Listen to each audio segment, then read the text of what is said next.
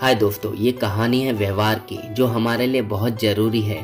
और कई बार तो इस व्यवहार के चक्कर में कितनों का नाम भी खराब होता है और कितनों का मान सम्मान भी बढ़ता है। और आज मैं ऐसे ही दो दोस्तों की कहानी सुनाने वाला हूँ जिसे सुनकर आप सबको कुछ तो ज़रूर सीखने मिलेगा। और वीडियो अच्छी लगे तो लाइक शेयर सब्सक्राइब जरूर करना। दो दोस्त है, एक का नाम राजू और दूसरे का नाम सुभाष, और दोनों ही शादीशुदा है और दोनों की फैमिली के बहुत अच्छे रिलेशन है। लेकिन एक दिन राजू को कुछ पैसों की ज़रूरत पड़ जाती है। तो राजू सुभाष को बोलता है कि सुभाष, मुझे कुछ पैसों की ज़रूरत है, तू मुझे पैसे दे सकता है।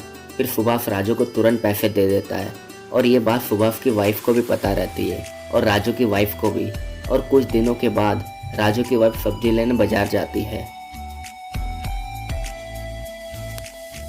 तब सुभाष की वाइफ उसे मिलती है। तब सुभाष की वाइफ राजू की वाइफ को बोलती है, तुम्हारे पति ने पैसे लिए थे लेकिन अभी तक दिए नहीं हैं। फिर राजू की वाइफ बोलती है, अभी थोड़ी प्रॉब्लम है, कुछ महीनों में दे दूंगी आपके पैसे। फिर सुभाष की वाइफ बोलती है, माना प्रॉब्लम है लेकिन पैसे लिए तो टाइम पे दे देने चाहिए ना, ऐसा करोगे तो दूसरी बार कौन देगा पैसे तुम्हें। और राजू की वाइफ चुपचाप सुनती रहती है। फिर वहाँ पर एक और लेडीज आती है। तब वो पूछती है, क्या हुआ। फिर सुभाष की वाइफ बोलती है, कुछ नहीं, पैसे लिए थे अभी तक दिए नहीं है।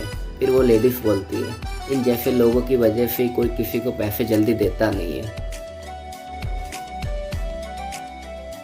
फिर राजू की वाइफ वहाँ से चली जाती है। फिर दूसरे ही दिन राजू की वाइफ अपने सोने के कंगन बेच देती है और उसके सारे पैसे लौटा देती है।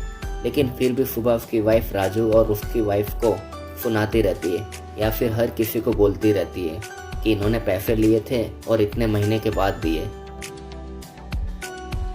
और इस कहानी से हमें ये सीखने मिलता है कि पैसों का व्यवहार हमेशा ऐसा करो कि लोग आपको पैसे देने से पहले ये ना सोचे कि ये पैसे वापस देगा कि नहीं, और कभी भी ये ना सोचे कि मैंने इसे ये गिफ्ट दिया है तो उसे भी मुझे यही गिफ्ट देना चाहिए।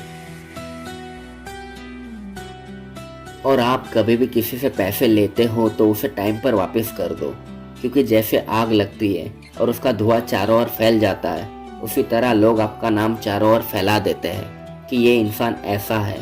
और इस दुनिया में पैसा सिर्फ एक ज़रूरत है, आपकी ज़िंदगी नहीं।